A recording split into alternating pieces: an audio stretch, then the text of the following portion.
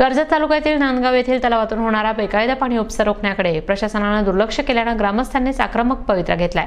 ग्रामस्थांनी तलावात लावण्यात आलेल्या मोटारी जप्त करण्याची कारवाई करीत पाणी चोरांना धडा शिकवला। कर्जत तालुक्यातील नांदगाव येथील पाझर तलावातून होत असलेला अवैध पाणी उपसा बंद करण्यासाठी ग्रामस्थांनी मोटारी जप्त करीत संताप व्यक्त केला। तलाव 100% भरलेला असताना बाहेरील लोकांनी तलावात मोटारी टाकून सतत पाणी उपसा केला, त्यामुळे तलावात 10% पाणीही शिल्लक राहिलेले नाहीये। याच पाझर तलावालगत ग्रामपंचायतची पाणी पुरवठा करणारी विहीर आहे। तलावातील पाणी कमी झाल्यामुळे गावाला पाण्याची टंचाई होण्याची शक्यता निर्माण झाली आहे। याबाबत मोटारधारकांना बराच वेळा सांगून ग्रामपंचायत मार्फत नोटिसा देऊनही उपयोग झालेला नाहीये। प्रशासन दखल घेत नसल्याने सरपंच अशोक वाळुंज यांच्यासह ग्रामस्थांनी थेट तलावातील मोटारी काढण्याचा निर्णय घेतला। त्यामुळे हादरलेल्या मोटार चालकांनी पुन्हा पाणी चोरी न करण्याचं लेखी आश्वासन दिलं। याबाबत ग्रामस्थ अशोक बागल यांनी माहिती दिली। सकाळी नांदगाव तलावातील मोटरी काढण्यात आल्या। त्या तलावाखाली पाझर तलावाखाली वॉटर सप्लायची विहीर असून गावातील पाझर तलावात बाहेरची लोक अतिक्रमण करून अवैधरित्या पाणी उपसा करतात।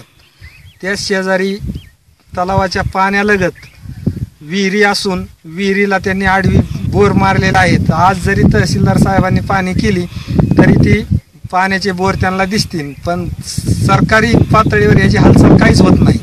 आणि मग त्याच्यामुळे गावकऱ्यांना हे निर्णय घ्यावा लागला। ग्रामपंचायतून ठराव, पोलीस स्टेशन, तहसील कार्यालय, पण अजून त्याची काय अंमलबजावणी झाली नाही।